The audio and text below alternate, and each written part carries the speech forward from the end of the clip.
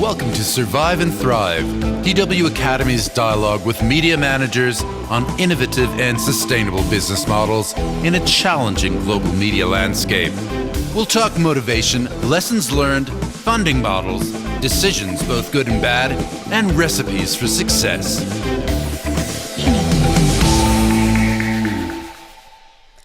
Media around the world are facing a moment where it's getting harder and harder to stay viable, to stay operational in the face of various challenges from censorship to financing, and as we'll learn more about in a moment, in the face of war.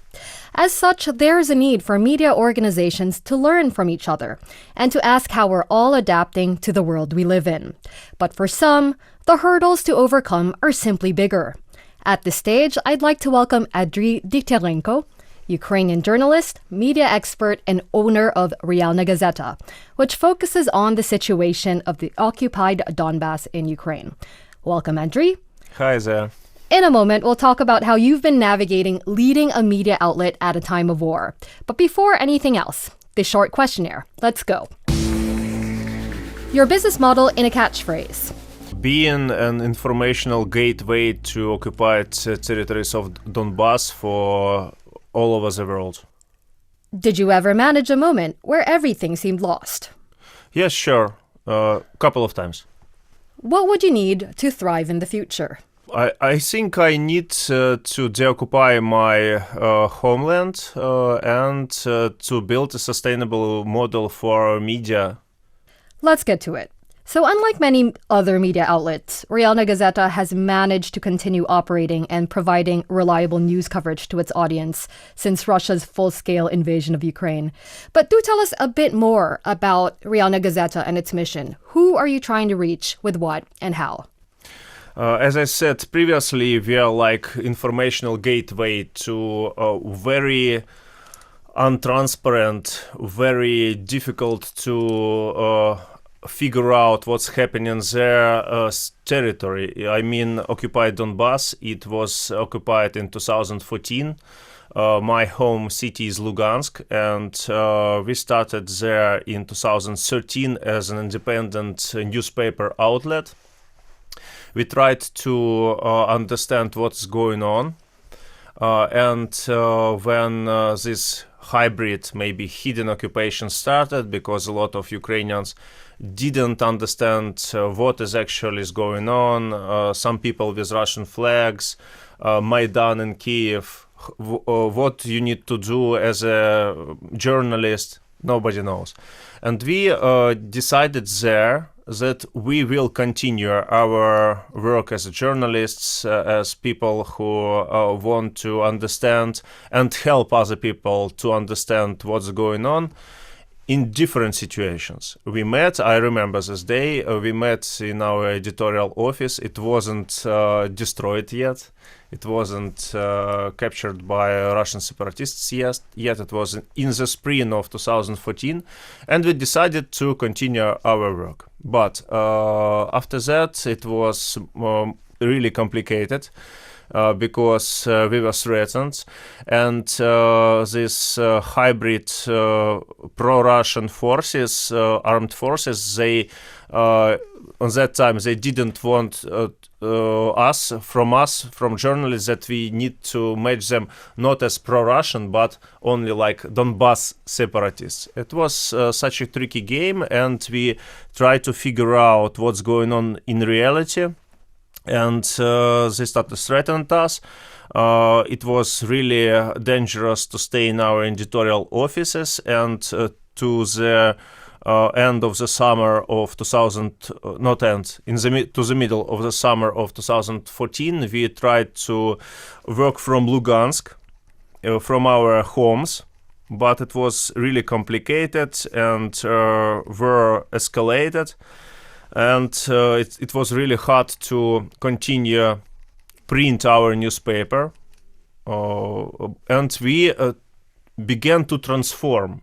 We began to save our lives to get from this territory, because some of our journalists were captured by these forces, rebels, and We need to save them and to save our families. So we transformed into online media. But we continued to write everything that we tried to find about our situation in occupied territories, even shoot video, shoot photos.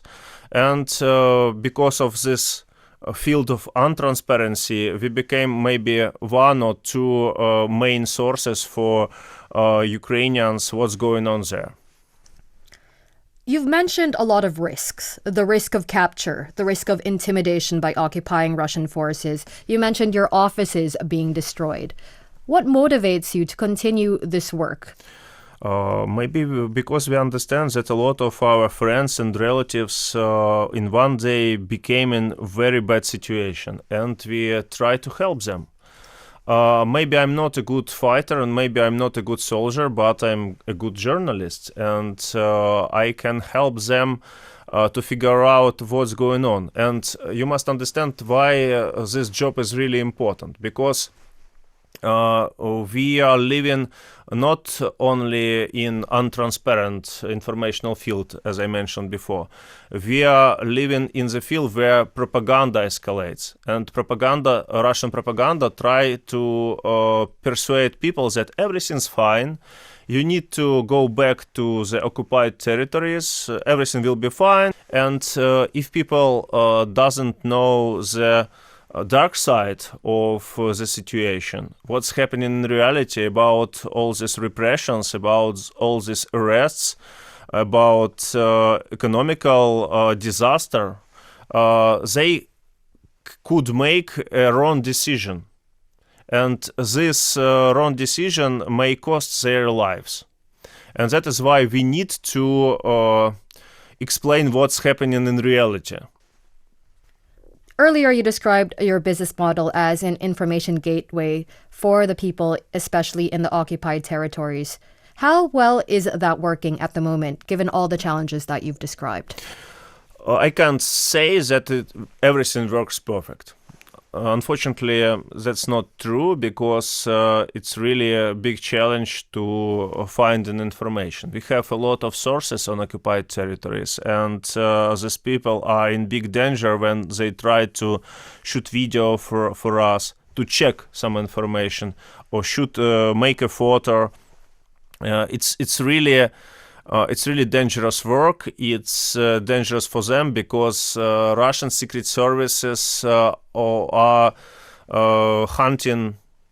They hunt for our informants, for our sources all this time. And of course, sometimes it could be mistakes. Sometimes it could be dangerous situations for these people.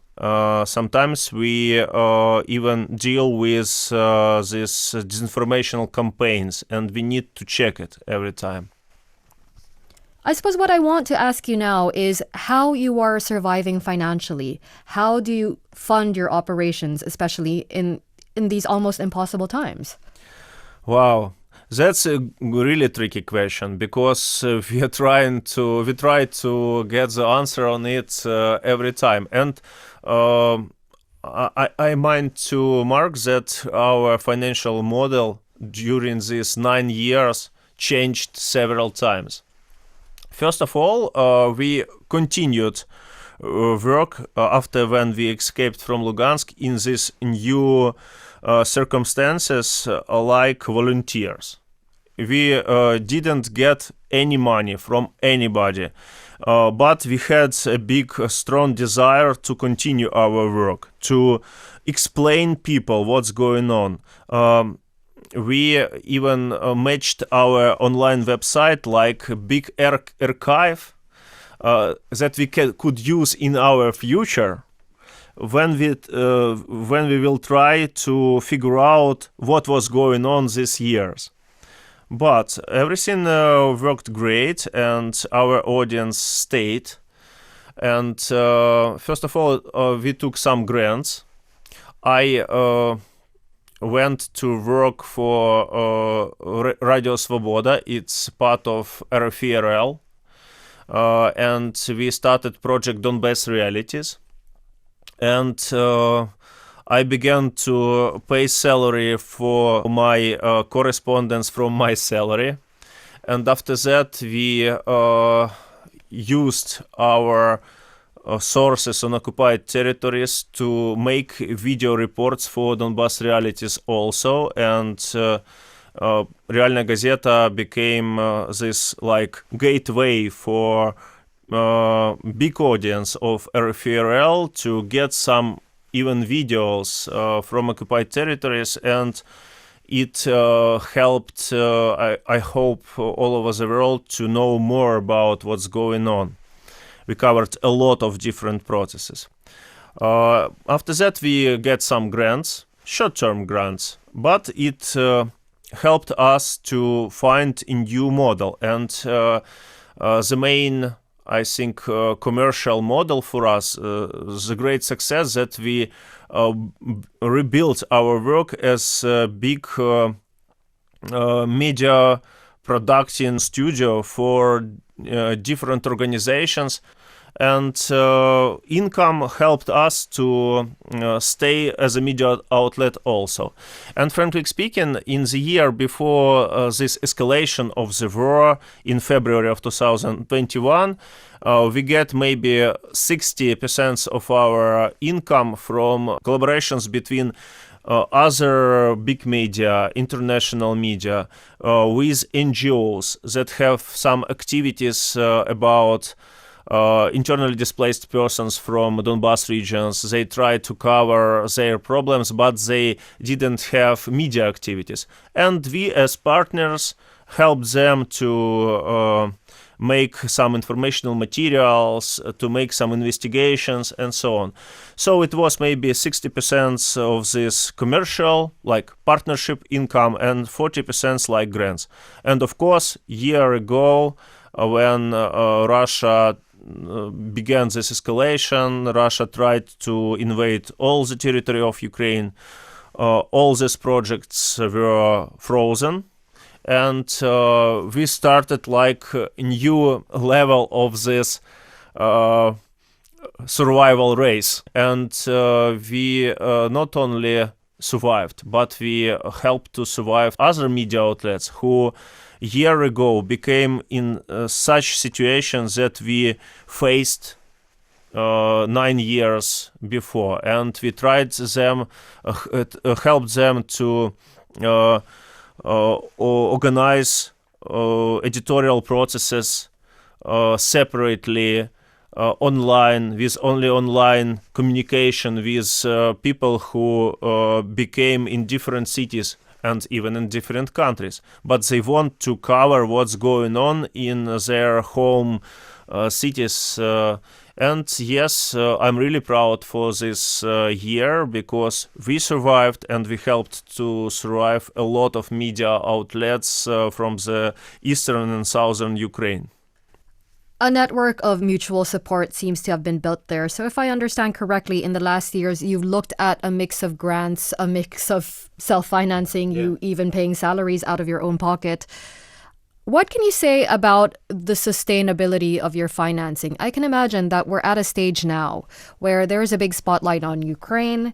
It is very easy to make your case for financial support among international organizations around the world. Are you worried that might change? Of course I'm worried. I worry every time.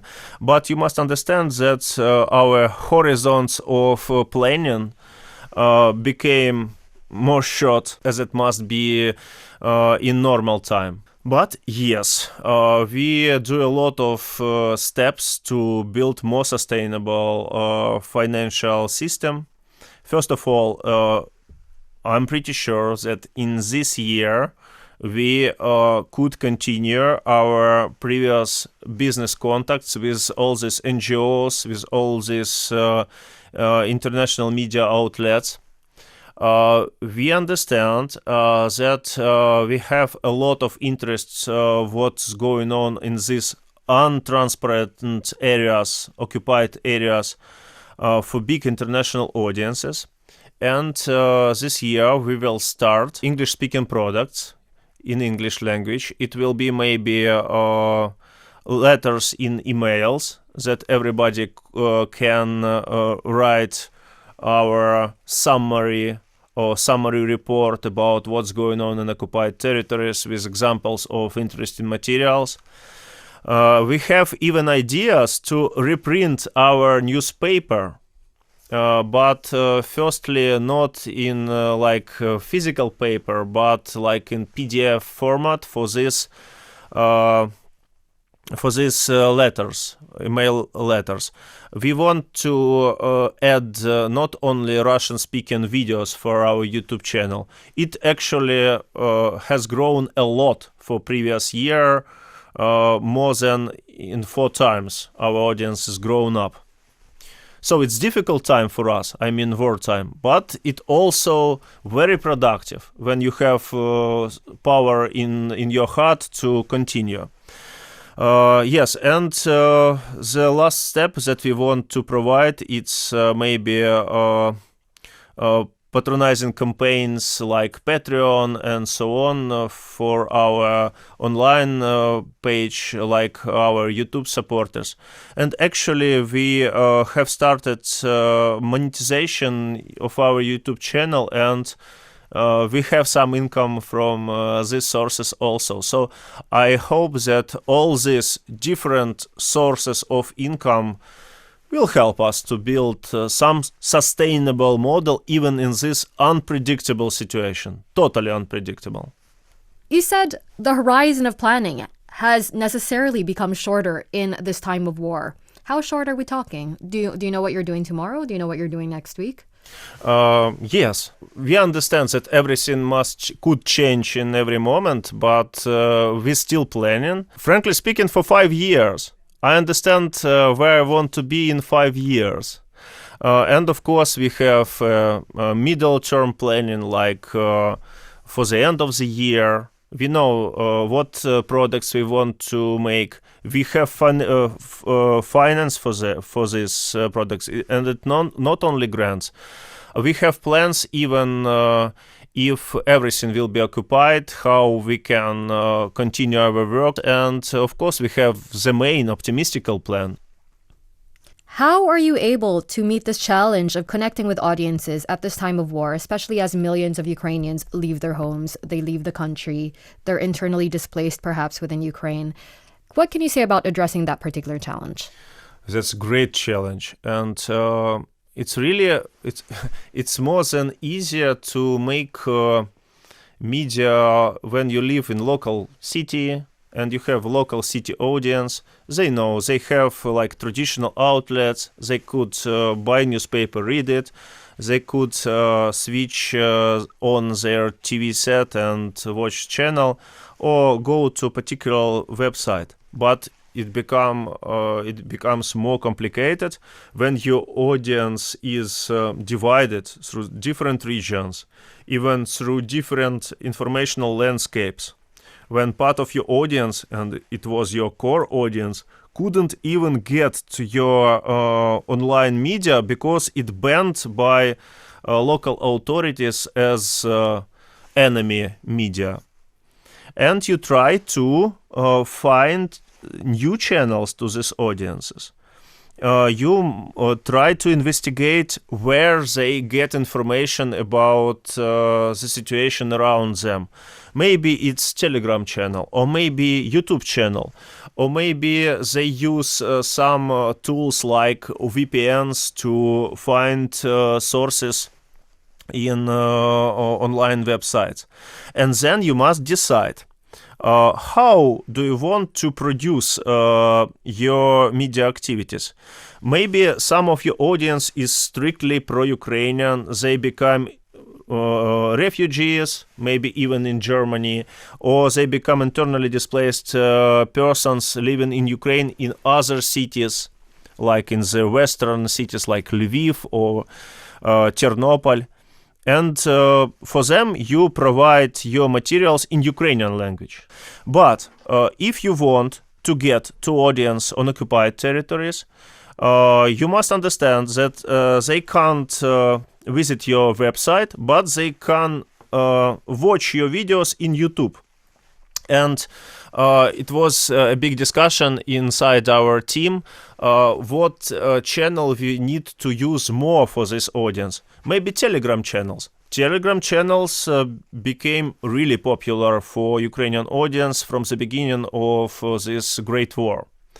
But if we understand, then if people will subscribe to our Telegram channel in their mobile phones and share our posts, it could be really dangerous for them. So we decided that for our audience, maybe the most in occupied territories, the easiest way to get information is YouTube channel, because you can watch your reports without history, without any problems.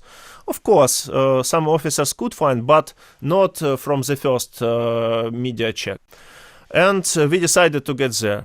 But you must understand that we made exploration of all these challenges. We explored and even asked some people from occupied territories what was the threats from these armed forces, how they explore their mobile phones, and that is why we decided to develop our YouTube channel, to get more information in it. And I need to say that it was the right strategy, and a lot of people now see and comment and subscribe on our YouTube channels. But we always mention that if it could be dangerous, not subscribe on our pages. So for us, it's really tricky, interesting work to understand what's going on, to understand what strategy will be not only best for you as media outlets, but for your audience also. You've been doing all this important work during the war. What will you do when the war ends? Great question, but as I said, we have a lot of strategy planning, and of course our main vision of the future of our outlet is to get to the deoccupied Luhansk and Donetsk as fast as we can, continue our work there. We want to get back to become the main media outlet in these territories, because we have history of resistance, history of informational covering what was going on. I hope that we will be not only the main media, but the main intellectual hub in these deoccupied territories of Lugansk and Donetsk region. We need to help people around us to figure out what the future we want to build together, how to deal with all the circumstances of war, how rebuild everything around us, because as we can see now, the main part of Donbas now are ruined by Russian forces. And how can we together build new, stable future? So yes, I hope we will help to build huge democratic institutions there, maybe not only in Donbas region, maybe even in Russia, because I think when war stops, Russia must change also, and they also need to build new, really independent media. And we have a lot of expertise during all these years, how to survive, how to build media in hostile circumstances. And I think our experience is really helpful, not only in Ukrainian borders, but all over the world. So drawing on that experience, what are the 3 best practice tips you would give to other media outlets looking to survive and thrive in these crisis times? First of all, don't give up. If you have your mission, if you understand that your work is really important, try to find the ways how to get to your audience and rebuild your media outlet. Second one is try to work separately, try to work online, because every time your office could be ruined, your colleagues could be everywhere, and you need to have those protocols, what you must do in this new situation. How you, what processes you must start as fast as you can. Third, and maybe third one, I really suggest all of my colleagues to use your mobile phones like the main tool to produce everything. By your mobile phone, you can shoot reports, you can write an article, you can even edit. And I really recommend everybody use tools that are adopted for mobile phones. And yes, and other thing, maybe not third, but fourth, always reflect what you're doing. Always rethink. Always discuss inside your community, inside your editorial office. What are we doing? Is this effective? Is this really what are we existing for? And again, even if you don't have money this time, if you continue your work, you will get this money. Money is not the main idea of the main purpose for media. Maybe the main purpose for media is change situation around you for better. If you do this, you will be successful. Andrii Dikhtiarenko, thank you very much for your time. Thank you. Thanks for listening to Survive and Thrive, the Media Viability Podcast. If you liked what you heard, please subscribe and make sure to hit like so that other listeners can find us as well. For feedback, send an email to dw-akademie.surviveandthrive@dw.com. You can find all the information in the show notes.